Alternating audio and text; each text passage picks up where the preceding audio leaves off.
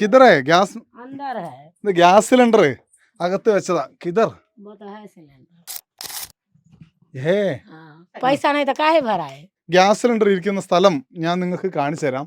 ഇതാ ഈ തട്ടും പുറത്ത് വൈശാലിയിലെ രബുര ഗ്രാമത്തിലാണ് വാട്ടർ സൈക്കിൾ ഡയറി എത്തി നിൽക്കുന്നത്. നമുക്ക് ഇന്ന് രബുരയിൽ നമ്മൾ കാണുന്നത് ഒരു വീടാണ്.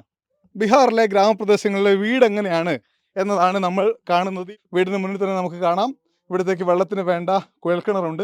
ആദ്യം ചളി തേച്ച് പിന്നീട് ചാണകം തേച്ച വീടാണ്. കുറേ വർഷങ്ങൾക്ക് മുൻപ് കെട്ടിയതായത് കൊണ്ട് തന്നെ ചില പ്രശ്നങ്ങളൊക്കെ നമുക്ക് കാണാം. ഇവിടെ വരാന്തയിൽ തന്നെയാണ് അവരുടെ അടുപ്പ്. നിലം ചാണകം കൊണ്ട് തേച്ച് മിനുക്കിയതാണ്. ഈ വീട്ടിൽ 2 കട്ടിൽ കാണാം. പൊട്ടിപ്പൊളിഞ്ഞ ഒരു കട്ടിലും മെച്ചപ്പെട്ട ഒരു കട്ടിലും. പക്ഷേ ഈ വീട്ടിലെ ഏറ്റവും സുന്ദരമായിട്ടുള്ള കാഴ്ച ഇവിടുത്തെ കുട്ടികൾ വരച്ചു വെച്ച ചിത്രങ്ങളാണ്.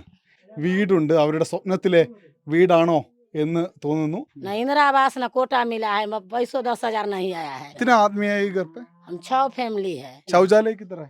शौचालय नहीं है जंगल में गया था उस हिसाब से कर लिया। हाँ കാട്ടിൽ പോകും ഞങ്ങൾ എന്നാണ് അവർ പറയുന്നത്. കക്കൂസില്ല, താമസിക്കാനുള്ള വീട് ഇതാണ്, ഞങ്ങൾക്കൊന്നും കിട്ടുന്നില്ല, ഗ്യാസ് നിറയ്ക്കാൻ പണമില്ല എന്ന് പറയുന്നുണ്ട് രബുരയിലെ ഗ്രാമത്തിൽ ജീവിക്കുന്ന ആളുകൾ.